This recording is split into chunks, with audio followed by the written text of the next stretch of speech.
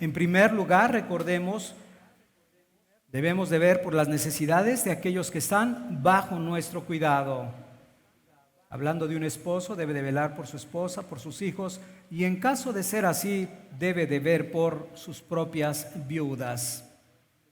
En segundo lugar, como Pablo también lo instruye a Timoteo, debemos de ver por el sustento de los pastores y también de los hermanos en la fe. Y en tercer lugar, como también lo vimos a la luz del capítulo 6, versículo 10 de Gálatas, debemos hacer el bien a todos, dice Pablo, en cuanto sea posible. A todos en cuanto sea posible, mayormente a los hermanos en la fe. Entonces, debemos también hacer el bien a los que están afuera, es decir, a los que no forman parte de la iglesia, a los que no son creyentes, pero en el orden que Dios ha establecido para que sea una ofrenda grata delante de Dios. Esto es hacer tesoros en los cielos y no para uno mismo, esperando la recompensa en aquel día en que estaremos en la presencia eterna del Señor y no aquí en este mundo. Ahora, para finalizar esta carta, de acuerdo al pasaje que hemos leído, el apóstol Pablo le dice a Timoteo que es necesario que guarde todo lo que le ha encomendado. Y es interesante, ¿a qué se refiere el apóstol Pablo con todo lo que te he encomendado? De manera particular, se refiere al Evangelio.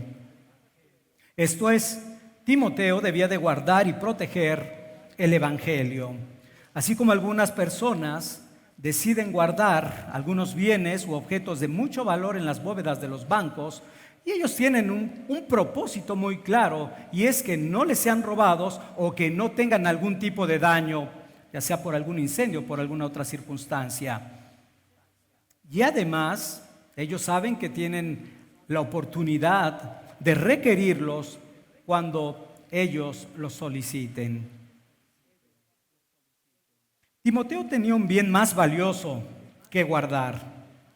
Esto es el Evangelio. Él no solo debería proclamarlo, sino también protegerlo y predicarlo fielmente sin adulteración. En el tiempo de la Reforma, se consideró que la predicación fiel al Evangelio era una marca distintiva de toda iglesia verdadera. Con la proclamación fiel de la palabra, se estaba evitando la predicación, por un lado, de largas y fascinantes historias, tanto de santos como de mártires, o quizás también de relatos de milagros o de algunos pensadores como Aristóteles. Hoy en día, con una predicación fiel del Evangelio, estamos evitando aquellas palabrerías o relatos o testimonios que se predican en muchos púlpitos. Nosotros debemos darle la misma importancia que el apóstol Pablo le da a la predicación fiel de la palabra. Cuando hablamos con las personas, aquellas personas que en algún tiempo deciden hacerse miembros o formar parte de esta iglesia, de esta membresía, siempre preguntamos, como lo pueden recordar la mayoría, ¿por qué quieres formar parte de esta iglesia? Y hemos comentado que son diferentes las respuestas que podemos encontrar en ello. Pero hay algunas que son interesantes. Algunos dicen que les gusta el convivio que tenemos al término del Día del Señor. Y es correcto, hay una buena edificación en ella. Otros dicen, es que se percibe el amor en medio de ustedes, hay algo particular. Algunos otros dicen, bueno, es que el tipo de himno que cantan es muy diferente al escándalo de donde yo vengo. Y debemos de reconocer que todos estos son aspectos que son importantes para unirse, para estar en una iglesia, aunque no es lo más importante. Lo más fundamental es la exposición de la palabra de Dios. Esta es una de las razones más importantes, esenciales para poder formar parte de la iglesia. Así cuando nosotros escuchamos a alguien, es por la manera, no la manera hablo en cuanto a elogio al hombre, sino por cuanto se predica verso por verso cada uno de los pasajes de la Escritura, de manera expositiva. Y eso es muy bueno cuando lo escuchas en las personas, porque vienen a escuchar la voz de Dios y no la voz de las personas que se encuentran adelante. Así entonces, que el Señor nos ayude para estarnos ocupando continuamente en la lectura de las Escrituras, como lo hemos hecho el día de hoy, en la exhortación, como lo hacemos continuamente, y también en la enseñanza, así como Pablo ya nos ha ministrado en el capítulo 4. Pero también en las palabras de David nos hacen animarnos y recordar la importancia que tiene la palabra del Señor. Él en el Salmo 138, versículo 2, dice: ¿por qué has engrandecido tu palabra y tu nombre y tu palabra sobre todas las cosas? Así entonces debemos de cuidar este tesoro que es el Evangelio y no permitir que le añaden, que le quiten o que lo distorsionen. Ahora a Pablo no se le está ocurriendo algo particularmente nuevo en esta exhortación nueva que nos está dando ahora al término de esta epístola. A lo largo de todas las Escrituras vemos una y otra exhortación de la necesidad de ser fieles a la palabra de Dios. Recordemos, por ejemplo, en el Antiguo Testamento, en el libro de Deuteronomio, en el contexto donde Moisés está confirmando la ley de Dios al pueblo de Israel, les dice en el capítulo 4, versículo 2, les dice: no añadiréis a la palabra que yo os mando, ni disminuiréis de ella, para que guardéis los mandamientos de Jehová, vuestro Dios, que yo os ordeno. Y una advertencia muy similar también la encontramos en el libro de Apocalipsis, capítulo 22, versículo 18 y 19, solamente para que la registres y la puedas confirmar. Un teólogo dice unas palabras sumamente interesantes que nos pueden transmitir cuál es el corazón del apóstol Pablo en este pasaje final que estamos estudiando. Dice él, cito: lo que se sugiere es que el mensaje cristiano no es algo que el ministro de la iglesia desarrolla para sí o que está facultado a añadirle. Es una revelación divina que se le ha encomendado cuidar y que es su deber pasarle intacta a otros. Fin de la cita. Decíamos, no es algo que se le está ocurriendo a Pablo, pero es algo que Pablo tiene una y otra vez de preocupación, como lo hemos visto. De hecho, en la segunda carta a Timoteo vuelve a retomar la importancia de guardar la palabra de Dios. En la segunda epístola a Timoteo, capítulo 1, versículo 12 al 14, Pablo le vuelve a decir a Timoteo diciendo: por lo cual asimismo padezco esto, pero no me avergüenzo, porque yo sé en quién he creído y estoy seguro que es poderoso para guardar mi depósito para aquel día. Retén la forma de las sanas palabras que de mí oísteis en la fe y amor que es en Cristo Jesús.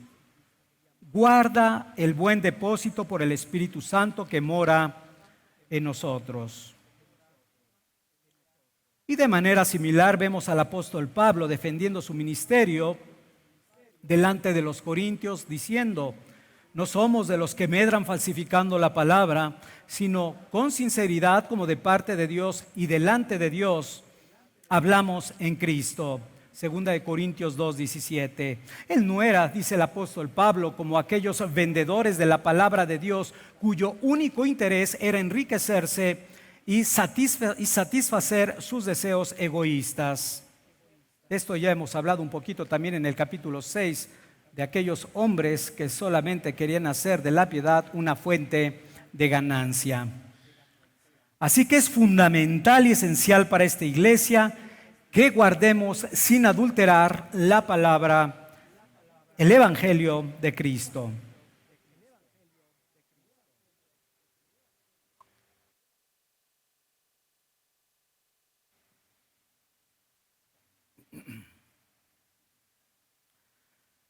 Junto con el Evangelio, debemos guardar todo el consejo de Dios.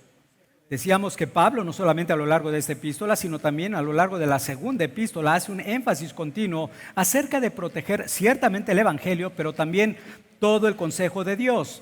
Esto lo vemos en la segunda epístola, capítulo 3, versículo 16, donde Pablo le dice a Timoteo que toda la Escritura es inspirada por Dios y útil para enseñar, para redarguir, para corregir, para instruir en justicia. Ahora, el consejo de Dios ya en el contexto del pasaje que estamos estudiando ahora, del versículo 20 y versículo 21, incluye las enseñanzas y los mandamientos que el apóstol Pablo ha venido dando a lo largo de toda la epístola, de esta epístola. Y este es el punto particular del apóstol Pablo. Recordarle a Timoteo que, por un lado, el depósito del evangelio, y de manera particular, todos y cada uno de los indicativos y los mandamientos que se le han dado no le pertenecen a Timoteo, no son de él ni para él, sino son de Dios. Y ahora, como un buen administrador, como un buen mayordomo, deberá utilizar todos aquellos dones que le han sido dados por el Espíritu Santo por medio de la imposición de manos del presbiterio para poder llevar a cabo este arduo trabajo para beneficio de su propia alma. Recuerdas que en alguna ocasión le dice Pablo a Timoteo: haciendo esto te salvarás a ti mismo, pero también para beneficio de la iglesia y de los que te oyeren. Pablo inicia el versículo 20, como lo vemos, diciendo: oh Timoteo. Antes ya lo había llamado, ya había utilizado esta palabra "oh", cuando recordamos que le había dicho: oh hombre de Dios, capítulo 6, versículo 11. Si mi memoria no falla. Mas tú, oh hombre de Dios. De hecho, esto en el contexto donde le manda a seguir la justicia, la piedad, la fe, el amor, la paciencia y la mansedumbre. Y ahora le vuelve a llamar de manera solemne su atención: oh Timoteo. Y es como si le dijera: oh Timoteo, te ruego que estés atento al propósito de todo lo que se te ha ordenado en esta epístola. Ahora es interesante, Pablo le dice a Timoteo: pon atención a lo que he venido hablando hasta este momento. Pero yo también podría utilizar esas palabras para decir: oh hermano, oh hermana, pon atención a todas las cosas que el apóstol Pablo nos ha venido enseñando a lo largo de la primera epístola a Timoteo. Es fundamental, es necesario para saber cómo conducirnos en la casa de Dios. Pablo continúa diciéndole: oh Timoteo, guarda las cosas que se te han encomendado. Para poder entender este alcance del mandamiento que ahora el apóstol Pablo una vez más le está dando a Timoteo, debemos recordar de manera general cuáles son algunos de los principales aspectos que hemos estado estudiando a lo largo de la exposición de esta epístola. Y en primer lugar, para poder comprender este cierre de la epístola de Timoteo, debemos recordar que él debe detener y confrontar la herejía. Timoteo debe detener y confrontar la herejía. A manera nada más de traer un poco de esto a tu mente, recordemos algo del capítulo 1. Pablo inmediatamente en la carta le dice: para esto mismo te dejé en Éfeso, para que corrigieses, dicho en las palabras de Pablo, para que mandases, para que ordenases que predicaren la sana doctrina y que no prediquen cosa diferente o que no prediquen diferente a la enseñanza apostólica. Es la primera exhortación que inmediatamente encontramos en el primer capítulo. Recordamos que todo esto finalmente afectó la salud espiritual de la iglesia de Éfeso. Así que era necesario atenderlo con prontitud. Recordamos que esos hombres, que a pesar de que no entendían lo que hablaban ni lo que afirmaban, tenían todo el anhelo o tenían todo el deseo de tener la reputación de que todos los miraran como un rabí, como un maestro de la ley.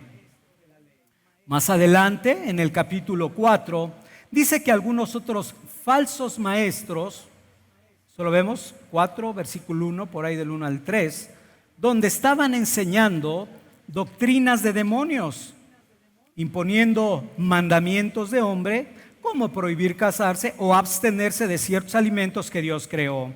Esto era una enseñanza sutil, porque recordemos que estas cosas externamente pareciera que traen un fruto en cuanto a la piedad, en cuanto a la santidad. Pero realmente estas cosas no provienen de la palabra de Dios. En el capítulo 6 Hace poco todavía pudimos ver cómo Pablo nos advirtió de hombres corruptos de entendimiento que enseñaban cosas erradas, que no se conformaban a las sanas palabras de nuestro Señor Jesucristo. Y además esas enseñanzas no conducían a la piedad. La motivación principal de estos hombres veíamos que era enriquecerse. La principal motivación de estos engañadores, de estos farsantes, estos falsos maestros era hacerse ricos. Y recordemos que para ello utilizaban cierta piedad externa. A todos estos debería de confrontar Timoteo. ¿Te das cuenta qué interesante? Capítulo 1, capítulo 4, capítulo 6. Y ahora cierra Timoteo nuevamente hablando de las falsas doctrinas. O sea, hay una preocupación fundamental del Señor para que nosotros estemos apercibidos con respecto a esto. No solamente Timoteo, todos y cada uno de nosotros. En segundo lugar, la falsa enseñanza se debe contrarrestar de acuerdo a lo que hemos venido estudiando con la sana doctrina. La falsa enseñanza se debe contrarrestar o confrontar con la sana doctrina. Nuevamente, recordemos en el capítulo 1, vimos que la falsa enseñanza solo produce discusiones vanas, pero la sana doctrina tiene el propósito de producir lo que a Dios le agrada. ¿Qué es lo que a Dios le agrada? Y vamos a recordar un poco. A Dios le agrada primeramente el amor hacia Él. Y esto nos lleva a amar al Señor nuestro Dios con todo nuestro corazón, alma, mente, fuerza y ser. Pero también amar a nuestro prójimo, es decir, amar a nuestro prójimo como a nosotros mismos. Y recordemos que es una exhortación que Pablo también le da a los romanos, recordándoles que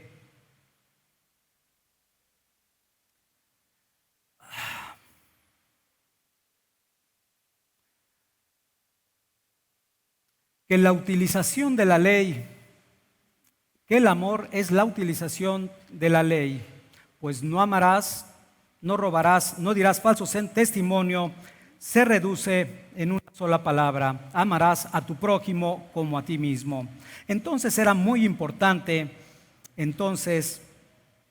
por esto era muy importante la sana doctrina. En el capítulo 4 vimos que el remedio que el Señor nos ha dado contra estas falsas enseñanzas es por medio de ocuparnos en la lectura de las Escrituras, en la exhortación y en la enseñanza. Si en verdad queremos honrar a Dios hablando su palabra tal y como es, y esto va a traer como consecuencia la edificación para la iglesia de Dios. Va a traer como consecuencia la edificación de la iglesia de Dios. Van a ser palabras que realmente pueden nutrir el alma de cada uno de los congregantes. Y para terminar su carta, ahora vemos que el apóstol Pablo una vez más hace un énfasis para evitar toda mala enseñanza que conduce, dice el apóstol Pablo, a la apostasía. Dice el texto: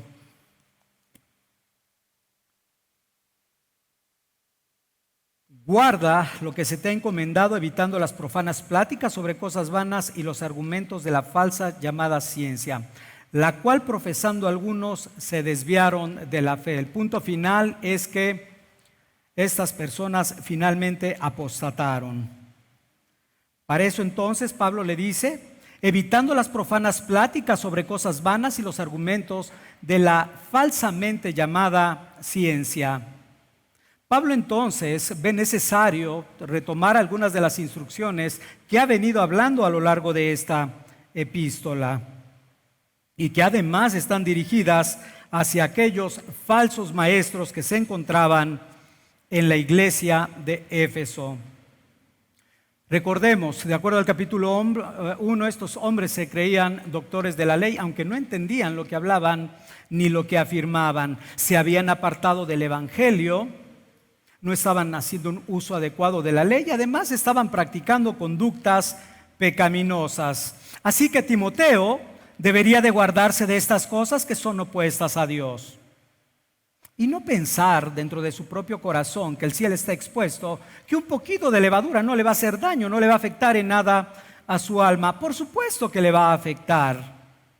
Así que debería de apartarse de ellas, porque producen contiendas más que contribuir para el plan de Dios, para el plan de salvación de Dios. No hay ningún sentido en entrar en estas discusiones sobre genealogía, sobre mitos, con hombres que se encuentran, que tienen una mente depravada, que están desprovistos de la verdad, ya que aunque ellos sutilmente utilizan un poco del Antiguo Testamento, finalmente son cosas vanas e inútiles y contrarias a la verdad del Evangelio.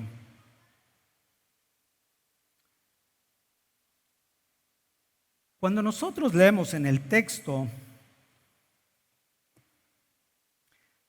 dice de la falsamente llamada ciencia. Nos pueden venir a la mente muchas cosas, pero debemos aclarar algo. El apóstol Pablo en ningún momento está pensando en algún tipo de ciencia, en la química, en la física, en la medicina o en algún otro tipo de ciencia. Él está pensando más bien en aquellos que presentan argumentos intelectuales que buscan atacar a las Escrituras. Hombres que por medio de este tipo de argumentos buscan atacar las Escrituras. Esta forma de hablar, de acuerdo a Pablo, también puede carcomer como gangrena. Es decir, por un lado es algo muy dañino. Cuando uno piensa en la gangrena, piensa por un lado, cuando has visto una foto o alguna persona que le ha dado, genera un cierto tipo de repulsión y es normal, es muy grotesco lo que se alcanza a ver cuando alguien ya ha sido infectado con ella. Pero por otro lado está el peligro de que se siga corriendo a lo largo del cuerpo. Por eso es muy peligrosa. De hecho, eso fue precisamente lo que sucedió con Himeneo y Alejandro, quienes no solamente se desviaron a sí mismos, sino dice la Escritura en el capítulo 2, versículo 18 de la segunda epístola, que arrastraron a algunos tras de sí. Así entonces, Pablo dice que debemos evitarlas. Debemos de tener mucho cuidado porque son tóxicos y muy dañinos. Estos hombres buscan contradecir por medio de argumentos la enseñanza de los apóstoles. Decíamos, no se conforman con las sanas palabras de nuestro Señor Jesucristo, ni tampoco a la doctrina que es conforme a la piedad. Por lo tanto, debemos atender esta exhortación y guardar nuestras almas de no corromperlas doctrinalmente. Debes de recordar que el prestar oídos a este tipo de herejías nos conducirá más y más a la impiedad.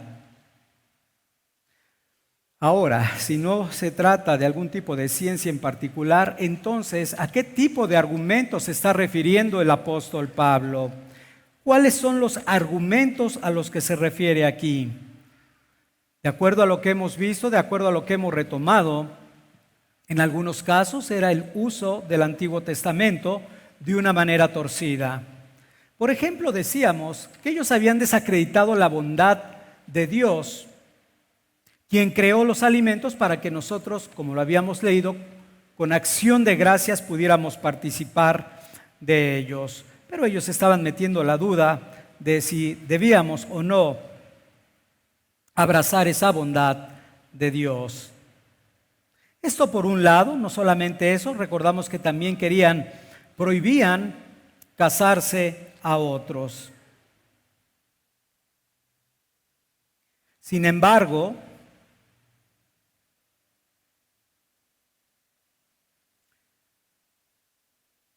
decían ellos que esto podía generar piedad en los creyentes. Pero recordemos que esto no tiene ninguna fuerza contra los deseos de la carne, o como dice Colosenses 2:23, quizás tenga cierta reputación con los hombres, pero no con los deseos de la carne. Algunos otros decían que la resurrección de los creyentes ya se había efectuado. Estaban torciendo otras verdades de la Escritura. Es cierto, dice la palabra de Dios, que estábamos muertos en nuestros delitos y pecados y que Dios nos ha dado vida juntamente con Cristo Jesús. Pero no es a lo que se refiere el texto. Cuando hablamos de la resurrección, Pablo habla de la segunda y el Señor Jesús habla de la resurrección final. No solo Pablo, sino también Juan nos hace una solemne advertencia con respecto al peligro de las falsas doctrinas, diciendo en su segunda epístola, en el versículo 10, si alguno viene a vosotros y no trae esta doctrina, no le recibáis en casa ni le digáis bienvenido, porque el que le dice bienvenido participa de sus malas obras. Y recordemos que en el contexto en que el apóstol Juan está haciendo esta solemne advertencia, es en la que algunos hombres estaban negando que el Señor Jesús había venido en carne. Herejes tras herejes. Todo esto es lo que tenía que refrenar, todo esto es lo que tenía que confrontar Timoteo. Entonces, una de las formas en que nosotros podemos proteger la iglesia precisamente de todos estos errores es evitándolos. Debemos de evitar todo tipo de discusión con respecto a esto. Pero ahorita vamos a tratar de ver un balance correcto, porque hay un momento donde debemos de tratar de salvar a otros que andan en el error. Pero Pablo ahorita dice, evita este tipo de discusiones. Decíamos, no solamente es evitando que podemos guardar la iglesia de las herejías, sino también haciendo un uso fiel acerca del evangelio. Algo habíamos visto cuando tratamos el tema de que la iglesia es columna y baluarte de la verdad. Y tratamos varios principios que nos ayudan a guardar y proteger lo que es el evangelio de Dios. Cómo debemos hacer un uso correcto con respecto al evangelio. Pudiéramos recordar algunos principios que ya hemos mencionado. En primer lugar, para poder hacer un buen uso del evangelio, primero debemos de creerlo. Debemos de creer en la palabra. Para ello, de acuerdo al libro de Romanos capítulo 10, versículo 17, debemos estar expuestos a ello. Dice la palabra que la fe viene por el oír y el oír por la palabra de Dios. Así que necesitas oír la palabra y creerla para que entonces podamos protegerla. Segundo lugar, algo que debemos también como iglesia estar ejercitando continuamente es el amor por el evangelio, el amor por la palabra de Dios. Esto es, en pocas palabras, tenerla en alta estima. El salmista dijo en el Salmo 19:97, oh, cuánto amo yo tu ley, todo el día es ella mi meditación. Debemos entonces buscar tratarla en esa estima. Tercer lugar, cuando amas su palabra, te va a llevar a obedecerla. Si me amáis, dijo el Señor Jesucristo, guardaréis mis mandamientos. Ahora, Job dice unas palabras que creo que nos pueden ayudar para valorar y para poner en práctica la palabra de Dios. Job 23:12 dice, del mandamiento de sus labios nunca me separé, guardé las palabras de su boca más que mi comida. En cuarto lugar, debemos meditar y memorizar la palabra de Dios. Comentaba que gracias a Dios, en su providencia, hemos estado estudiando el libro de Números y hemos visto cómo va avanzando hacia la conquista de la tierra prometida. Pero recordemos que en el libro de Josué capítulo 1, en el inicio, cuando iban a partir hacia Canaán, el Señor le dijo a Moisés que guardara todas las cosas escritas en el libro de la ley y que no se apartara de ellas ni a diestra ni a siniestra, que fueran todo el día, que meditara en ellas, que meditara constantemente en ellas, porque haciendo esto, dice, haría prosperar en todo su camino. Debemos entonces meditar continuamente. A la luz de lo que pudimos ver en Números capítulo 21, vimos que después de que confiaron en el Señor Jesucristo, en Dios, después de que confiaron en su palabra, entonces ellos empezaron a obedecer y empezaron también a experimentar la gracia de Dios cumpliendo las promesas que les había dado. entonces debemos tener continuamente las promesas, la palabra de Dios en nuestras vidas. Decíamos, pero también debemos memorizarla, como lo dice el salmista en el Salmo 119:11, que dice: he guardado tus dichos para no pecar contra ti. Enseguida, será muy importante para confrontar a los falsos maestros, defender la palabra de Dios. Y es algo que por un lado lo hemos dicho en la epístola de Judas en el versículo 3, cuando él dice que es necesario que contendamos ardientemente por la fe que ha sido dada una vez a los santos. Y va a ser necesario que en algunos momentos de nuestra vida tengamos que llevarlo a cabo de esa manera. De hecho, sin duda alguna, Pablo, cuando se confrontó contra Himeneo y Alejandro, debió haberlo hecho de esa manera, contendiendo ardientemente. Pero no solamente Pablo, recordemos Juan Calvino, Martín Lutero. ¿Cuántos hombres han dado su vida por defender la palabra de Dios, por defender el Evangelio, la pureza del Evangelio? Y han estado dispuestos a dar su vida por causa de ello. Después de esto, en sexto lugar, no debemos olvidar que una de las formas que defendemos y además avanzamos el reino de Dios es por medio de la proclamación de la palabra. Pablo le dice nuevamente en la segunda epístola a Timoteo que debe predicar en tiempo y fuera de tiempo.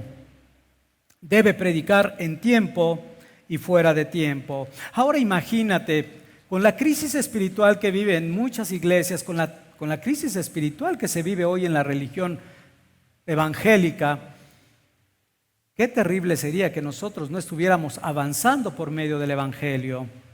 Qué triste sería que nosotros no estuviéramos siendo una influencia en todas aquellas áreas o lugares de nuestra vida donde tenemos algún tipo de influencia para predicar el Evangelio. Lo que sucedería es que entonces no solo la religión en general, la religión evangélica, el cristianismo se llenaría de errores y de herejías, sino realmente nuestra sociedad entraría en una condición sumamente grave. ¿Por qué se debe de evitar esta falsa doctrina y profana?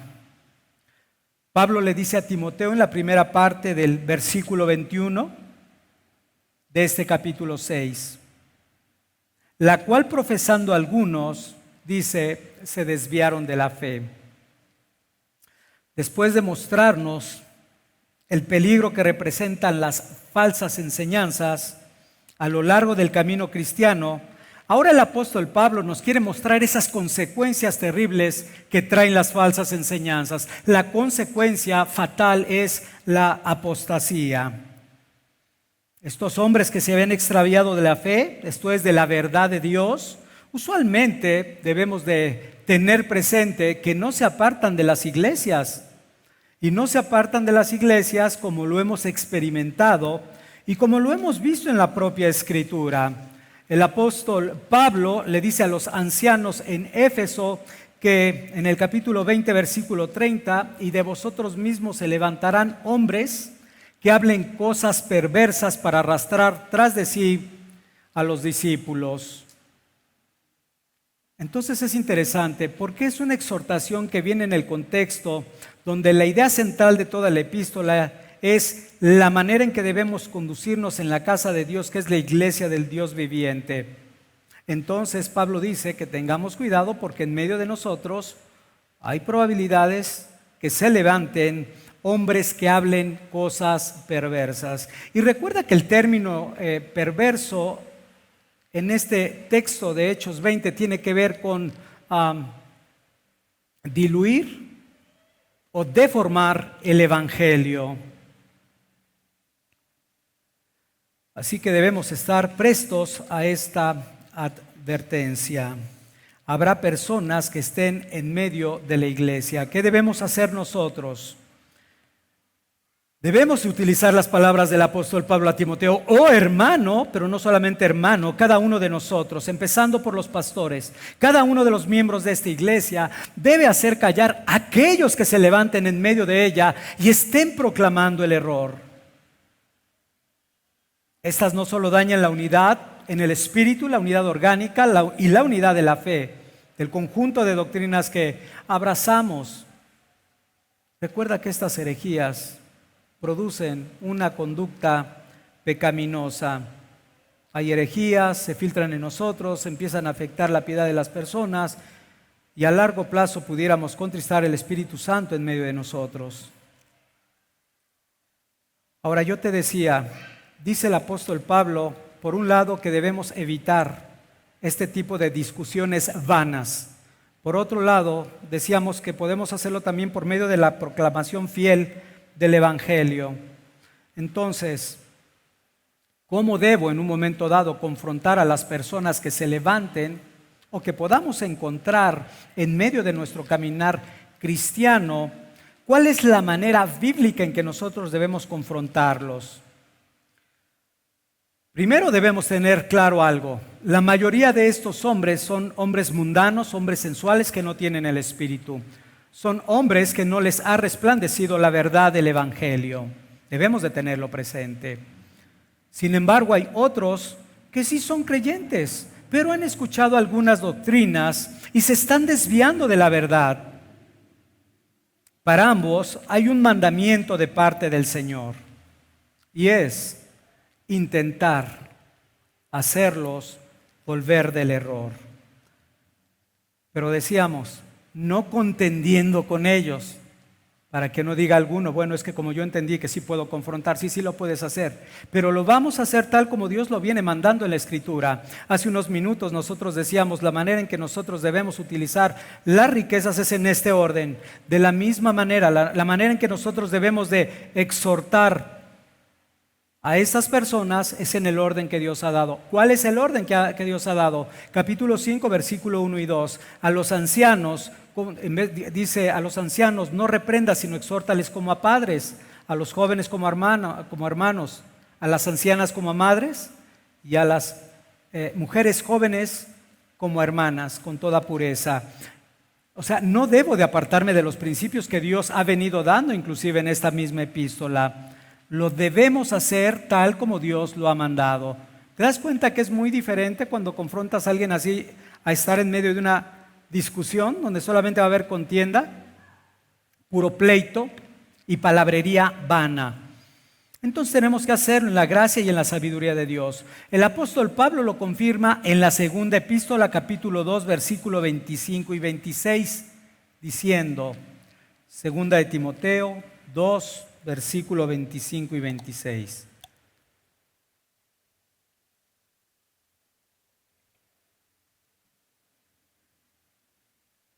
Dice Pablo que con mansedumbre corrija a los que se oponen, por si quizás Dios les conceda que se arrepientan para conocer la verdad y escapen del lazo del diablo en que están cautivos a voluntad de él. ¿Cómo debemos entonces combatir la herejía, el error? Con sabia mansedumbre.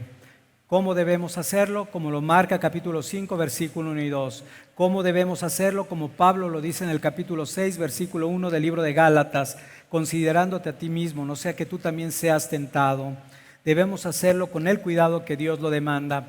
Pero si vemos entonces que esto está generando más bien discusiones acaloradas, es momento de partir. Amigo que no eres cristiano y que estás aquí, esta también debe de ser una solemne advertencia para ti.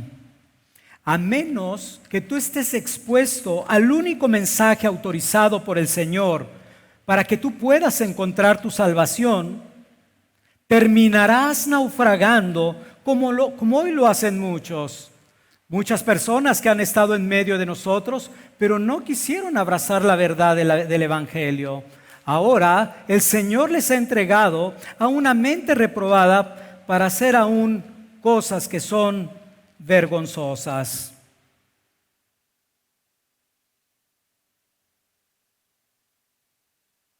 Quizás algunos se darán cuenta hasta aquel día cuando el Señor le diga: nunca os conocí, apartaos de mí, hacedores de maldad.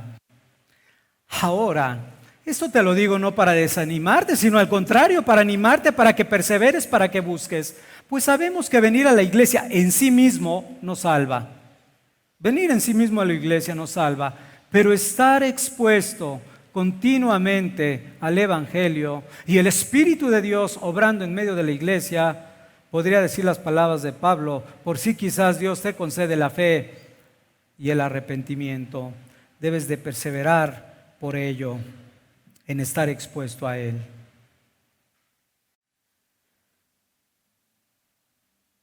Al inicio de la carta, por eso es importante atender las exhortaciones que ha venido dando Pablo a lo largo de esta epístola. El apóstol Pablo termina el versículo 21 diciendo: la gracia sea contigo. De hecho, es una de las despedidas que podemos ver más cortas que encontramos en las diferentes cartas del apóstol Pablo. Pero aunque muy corta, es muy rica en significado. Pablo le dice a Timoteo: la gracia sea contigo. En algunos escritos, algunos estudiosos consideran que la despedida no está dirigida solamente a Timoteo, sino a toda la congregación donde la carta iba a ser leída. Y más bien la despedida es similar a lo que encontramos en la segunda epístola a Timoteo, capítulo 4, versículo 22, donde se está despidiendo de toda la congregación, diciéndoles: la gracia sea con todos vosotros. No contigo, Timoteo, solamente, sino con todos vosotros. Al inicio de la carta, el apóstol Pablo bendice a sus lectores diciéndole: gracia, misericordia y paz de Dios nuestro Padre y de Cristo Jesús nuestro Señor. ¿Te das cuenta? Ahora termina de manera similar, incluyendo la palabra gracia. ¿Por qué incluye una vez más? Inicia hablando de gracia para todo lo que le va a encomendar y termina hablando de gracia para todo lo que le ha encomendado. Sin duda alguna, el apóstol Pablo sabía la difícil tarea que tenía Timoteo por delante. Así que la única manera que Timoteo podría sobrellevar las cargas que le había dado era recordándole que el Señor en su gracia le fortalecería, le animaría y le guardaría y protegería en todo. Y nosotros podemos decir: sí, amén, así ha sido y así será.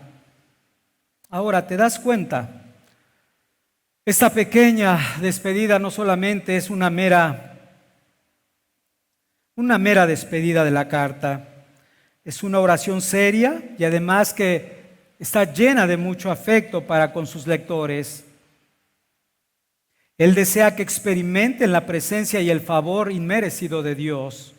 Es Dios en última instancia, por eso decimos continuamente por la gracia de Dios. Es Dios que en última instancia, que en su gracia nos va a ayudar a prosperar en todos los asuntos que Él nos ha encomendado, absolutamente todos. Sea en el ministerio de Timoteo, sea en el ministerio pastoral de cualquier líder de iglesia, o sea como cualquier miembro de la iglesia, en el rol que te ha dado, la gracia de Dios va a ser indispensable para que tú puedas llevar a cabo todo lo que Dios te ha encomendado. Aún para la misma mortificación de tus pecados, la gracia de Dios es la que te va a fortalecer, la que te va a ayudar para poder hacerlo.